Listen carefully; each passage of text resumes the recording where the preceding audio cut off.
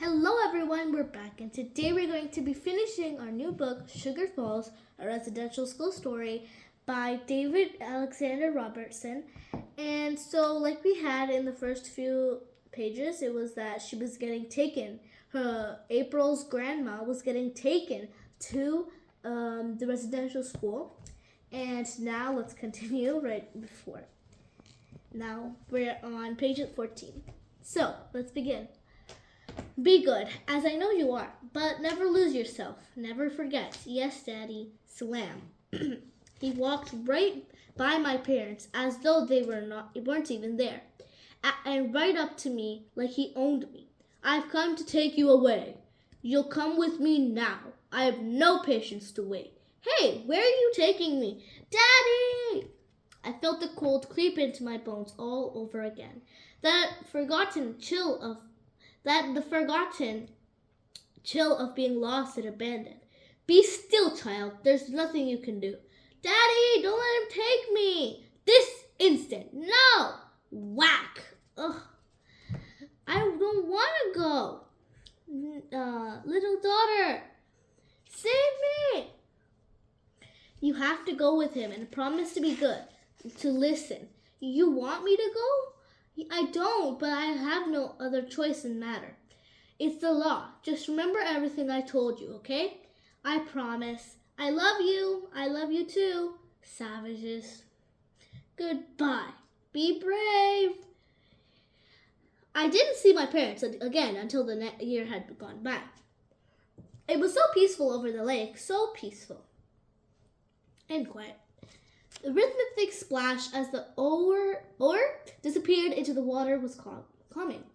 I watched as the school got bigger and bigger. I had always looked so small from across the river, so a distance. But soon enough, there it was. Suddenly, it was me who was feeling so small. No, please. When I walked inside, it was like being under that canoe as a little girl. It reminded me of the cold winter in the December as dark as the night. Sister Mary, yes, Father, clean the dirt off this girl. Of course, Father. Get in the tub, girl.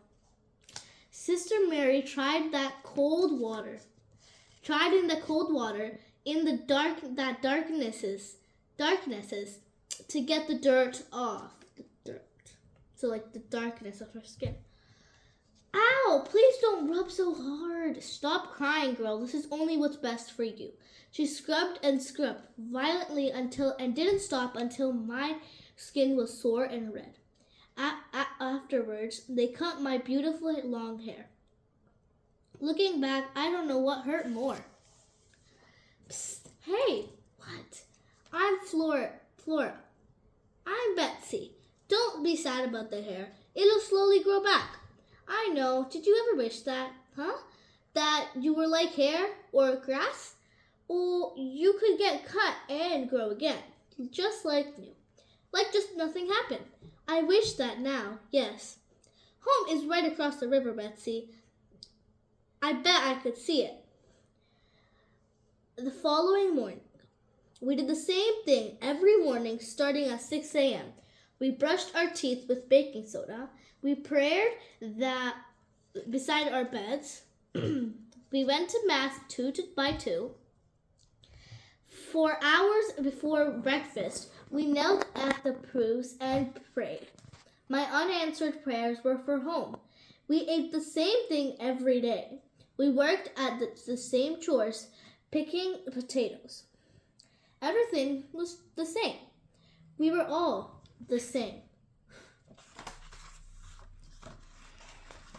But sometimes we were reminded of something better. Just across the river. And we could pretend we were there. Sometimes we pretended we could even touch the other side. But though close, we were so far away. When we were in class, usually half day, I had to transcribe the Bible in Latin. I'll never get this.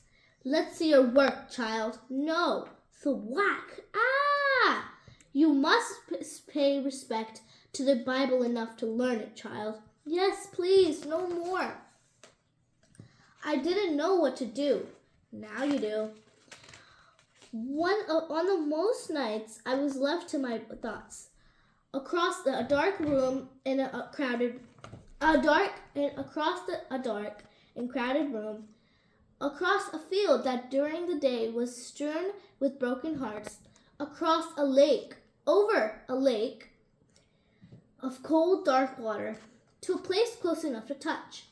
Oh, I wished so hard for those thoughts to carry me away, gently through the air, through the glass, to carry me home to my parents. What are you doing up? What are you doing up?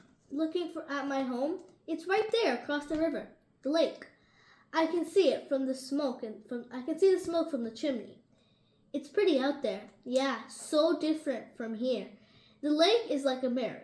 I can see it, every star in it. It's just like another sky. We'll leave here soon. We'll swim across the lake, and it'll feel like we're flying. Somebody's coming, quick! Shh! Flora told me once how she got through the abuse, especially on the nights he came to get us, so she would close her mind to it. She would numb her body so she couldn't feel it. And when the morning came, she would pretend it had only been a nightmare. That way, it seemed less real. When it was my turn, I did the same. But it was real, Daniel, all of it. You can pretend so much. He called them happy rides when he came for us and made us sit on his lap. We were just kids, but those times are as clear as any memory. They'll never leave us at any age.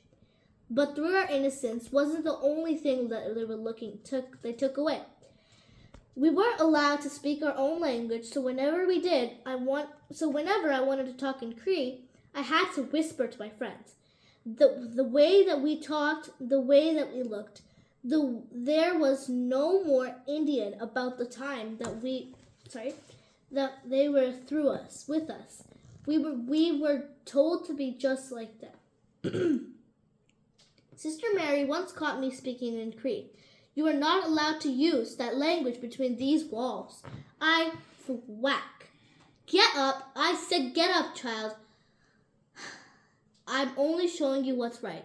As you wish. Oh my gosh, she kicked her so hard. Stay here and think of what you've done. You are only to speak only English, not your shameful language. Betsy! I'm okay. Blood is coming out. She kicked me so hard that I lost the hearing in my ear. Sister Mary loved to see us beg for mercy, as she set us on her path of righteousness. From that day on, I refused to let her make me cry. I wouldn't give her the pleasure. Wrong, thwap. Do it again. Mistake, do it again. Thwap. Yes, sister. Faster, thwap. Yes, sister. I cannot feel my knuckles. But Flora had enough. Betsy, it's time to leave. We're going home now. Tonight, but you want to go home, don't you? I want to. Believe me, I do. I just can't. I made a promise to my father. I'll understand you. I'll see you, okay? Okay, be careful. Don't worry, I'll be flying. So they're going. Help! No! Flora! Flora! And she lost her friend, the only friend she made in the whole stubborn residential school. No! Her body washed up to shore in the next morning. They had a memorial service soon after. The father talked about God, of heaven, but I thought of the night I met Flora. I imagined her reborn as a blade of grass, so that no matter how often she was cut, she would grow again. No more pain for her. He was preaching, and for me, there was only anger left. He was preaching for her, but she had been running from him. One day, soon after, I was in the fields again when the pull became too great to ignore, and I forgot my promise. All I wanted to see was my family again, to wake up from the nightmare and have them by my side. I'm going home. As I walked further and further into the lake, I felt a rush of water in my legs. Child, don't be foolish. Get back here now. Betsy! The sounds of it, bubbling and bubbling, rolling on as joy. As quickly as I forgot, I remembered everything. I remembered the sugar falls. I remembered the words of my father. Now listen with your 3 ears, little daughter, to the sound of the drum, of the beating hearts of our beating hearts in unison. Yes. When the darkness comes, let this strength be a light. Let it guide you away from pain, so no matter how hard they try to tear you away from our ways, they will fail, because you are strong. When I was punished, but I was strong. I vowed to become excellent at my penmanship, to never give them a reason to hit me again. Sister? Very well, carry on. I'm not saying it was easy, a easy road after that. But no matter what they did to me, I held on to myself, my language, and my spirit. After several years at residential school, I moved to Winnipeg, where I graduated from high school. Eventually, I taught Cree, and to others later, I became a language consultant. Do you still think of Flora? Yes, often. I've lost many friends over the years. Kokum, tell Daniel about Helen Betty Osborne. You know her?